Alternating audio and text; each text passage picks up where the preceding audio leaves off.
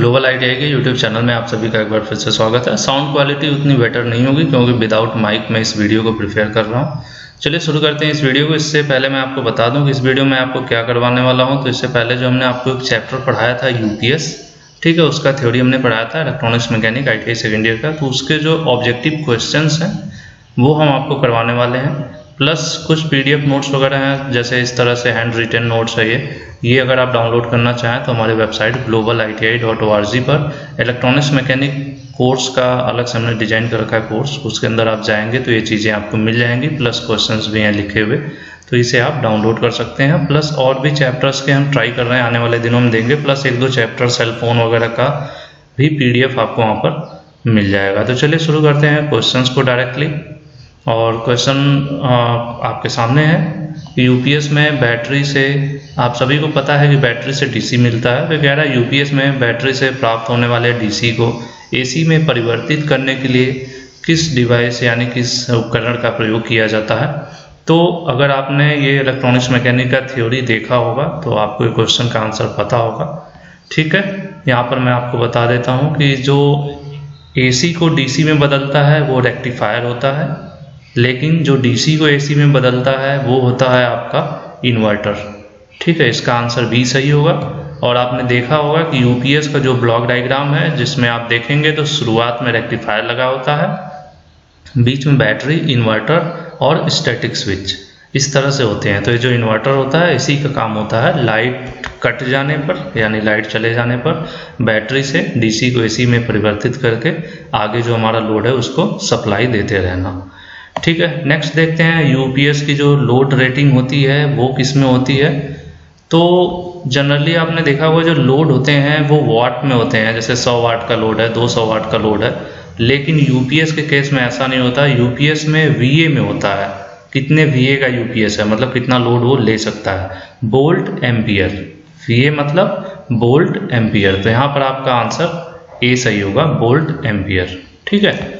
अब नेक्स्ट आते हैं कि ऑनलाइन यूपीएस की इफिशियंसी कितनी होती है। तो देखिए यूपीएस दो टाइप के होते हैं, ऑनलाइन और ऑफलाइन, ठीक है।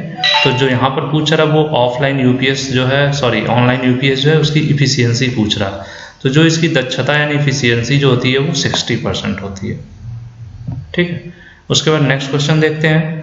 आपका क्वेश्चन नेक्स्ट है, इन्वर्टर या यूपीएस की आउटपुट पावर को वाट की अपेक्षा वीए में व्यक्त किया जाता है, ठीक है। क्योंकि यहाँ पर फेज जो आपका cos फाई होता है फैक्टर, ये काफ़ी यहाँ पर मायने रखता है, ठीक है। तो इस केस में जनरली जो आपके नॉर्मल वाट का केस होता है वो मैंने आपको बताया कि नॉर्मल लोड जो बल्ब वगैरह और सब चीज़ें होती हैं उनको तो वाट में प्रदर्शित करते हैं, लेकिन इसको वीए में करते हैं। और उसका जो एक्चुअल फॉर्मूला होता है वो होता है कंप्लीट वीए cos फाई, ठीक है।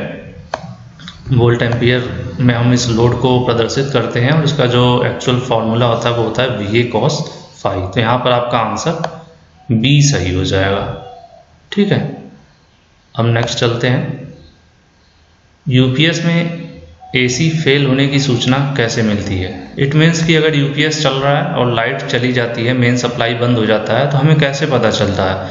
तो आपने जनरली देखा होगा कंप्यूटर के नीचे यूपीएस लगे होते हैं, लाइट के जाने के बाद एक तो उसमें से आवाज़ आती है, प्लस उसमें लाइट भी जलने लगती है रेड कलर की, ठीक है। चार्जिंग के टाइम पे ग्रीन लाइट जलती है, लेकिन लाइट चली जाती है तो रेड लाइट जलता है, ठीक है। और आवाज़ भी आती है, जबकि ऑप्शन में आप देख रहे हैं कह रहा रेड लाइट केवल बजर मतलब साउंड की बात हुई, तो ऐसा नहीं है, रेड लाइट भी जलता है प्लस बजर दोनों एक साथ ऑन हो जाते हैं, ठीक है। तो ये कब होता है, लाइट चले जाने केस में। तो ऐसे में आपका आंसर कौन सा होगा, सी सही होगा, रेड लाइट एंड बजर दोनों।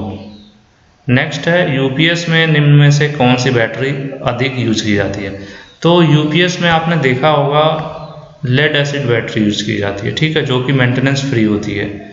जनरली उसमें आपको मेंटेनेंस फ्री मीन्स कि उसमें पानी वानी ये सब आपको डालना नहीं पड़ता है। लेड एसिड बैटरीज यूज की जाती हैं यूपीएस में। यहाँ पर आंसर आपका बी सही होगा, ये मेंटेनेंस फ्री बैटरीज होती हैं, एक बार लगा दिया जाता है तो ये इनकी जो लाइफ साइकिल होती है वो कंटिन्यू अपना चलती रहती है। उसके बाद है यूपीएस का वह भाग जो एसी पावर को डीसी में परिवर्तित करता है। तो अभी मैंने आपको शुरू में बताया था कि यूपीएस में 2-3 मेन चीज़ें होती हैं। आपका शुरुआत में रेक्टिफायर होता है, लास्ट में उधर इन्वर्टर होता है, बीच में बैटरी होती है।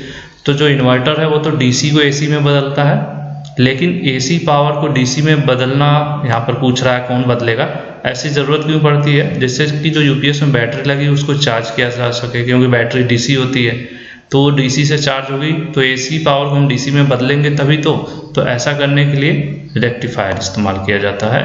ठीक है, जो ब्लॉक डायग्राम अगर आपने वीडियो लेक्चर देखा होगा तो उसमें ब्लॉक डायग्राम में रेक्टिफायर बताया गया होगा, तो इसका आंसर सी सही हो जाएगा। नेक्स्ट देखते हैं, इन्वर्टर में यूपीएस में इन्वर्टर की आवश्यकता नहीं होती है, ऐसा कौन सा यूपीएस है। ठीक है, तो जो हमारा ऑनलाइन यूपीएस है, जो ऑनलाइन यूपीएस है, ऑफलाइन यूपीएस है, इन दोनों के जब डायग्राम आप देखेंगे थ्योरी में तो आप दोनों में देखेंगे इन्वर्टर लगा हुआ है। ठीक है, क्यों? क्योंकि इनको आउटपुट में एसी पावर देना होता है। ऑनलाइन यूपीएस भी एसी आउटपुट में देता है, ऑफलाइन भी एसी देता है। ये दोनों एसी इनपुट लेते हैं और एसी आउटपुट देते हैं। लेकिन अगर हमारा कोई यूपीएस ऐसा हो जिसका जो आउटपुट है सिर्फ डीसी चाहिए, तो उसमें इन्वर्टर की ज़रूरत नहीं पड़ेगी। क्यों? क्योंकि इन्वर्टर डीसी को एसी में बदल देता है। तो अगर हम इन्वर्टर को हटा देंगे तो हमें डायरेक्ट डीसी मिलेगी। तो यहाँ पर आंसर आपका बी सही हो जाएगा, डीसी पावर यूपीएस। मतलब ऐसा यूपीएस जिसका आउटपुट डीसी हो, उसमें इन्वर्टर की आवश्यकता नहीं होगी। ठीक है, इसका आंसर आपका बी सही हो जाएगा। नेक्स्ट आते हैं, इन्वर्टर में एसी सप्लाई से बैटरी सप्लाई पर चेंज करने के लिए क्या प्रयोग किया जाता है। तो जो आपका इन्वर्टर होता है, आपको यूपीएस में मैंने बताया था स्टैटिक स्विच का काम क्या था। जैसे लाइट चली जाती थी तो बैटरी पर शिफ्ट हो जाता है, बैटरी से फिर क्या होता है वो एसी बनने लगता है। तो ये जो चेंजिंग का काम होता है ना, लाइट आता है तो फिर मेन सप्लाई से कनेक्ट हो जाते हैं। तो ये इन्वर्टर में पूछ रहा है, तो इन्वर्टर में रिले स्विच यूज होता है। ठीक है, रिले यूज होता है, एक तरह का ये ऑटोमेटिक स्विच होता है। ठीक है, तो ये आपको याद रखना है कि इन्वर्टर में एसी फेल होने पर डीसी पर जाना या डीसी फेल होने पर एसी पर आना, मतलब जो शिफ्टिंग होती है, जो चेंज करने का प्रोसेस होता है वो रिले के द्वारा होता है। ठीक है, रिले एक तरह का ऑटोमेटिक स्विच होता है। तो इस वीडियो में इतना ही। होपफुली आप लोगों को जो क्वेश्चंस हैं वो पूरे समझ में आए होंगे। अगर आपने वीडियो नहीं देखा था तो ग्लोबल ITI के प्लेलिस्ट में जाइए, आपको प्लेलिस्ट में चेक करना है इलेक्ट्रॉनिक्स मैकेनिक की प्लेलिस्ट, और वहाँ पर वो थियोरेटिकल वीडियो मिल जाएगी यूपीएस की। यहाँ पर आप देख रहे होंगे electronics mechanic trade theory second year, इसको आपको क्लिक करना है व्यू फुल प्लेलिस्ट, और यहाँ पर आपको वीडियो लेक्चर मिल जाएगा, देखिए यूपीएस का। तो इसको आप देख लेंगे तो आपके क्वेश्चंस में कोई डाउट नहीं होगा। बाकी और भी चैप्टर्स हैं तो इनको ज़रूर आप चेक कीजिएगा, और आने वाले दिनों में और भी चैप्टर्स इसमें ऐड होने वाले हैं। बाकी चैनल पर नए हैं तो सब्सक्राइब किए बिना मत जाइएगा। वीडियो को ज़रूर शेयर कीजिए, क्योंकि ज़्यादा से ज़्यादा शेयर होंगे तो ज़्यादा व्यूज़ आते हैं, ज़्यादा लोग जुड़ते हैं, तो हमें भी लगता है कि नहीं, इस पर ज़्यादा काम करना चाहिए। Thank you.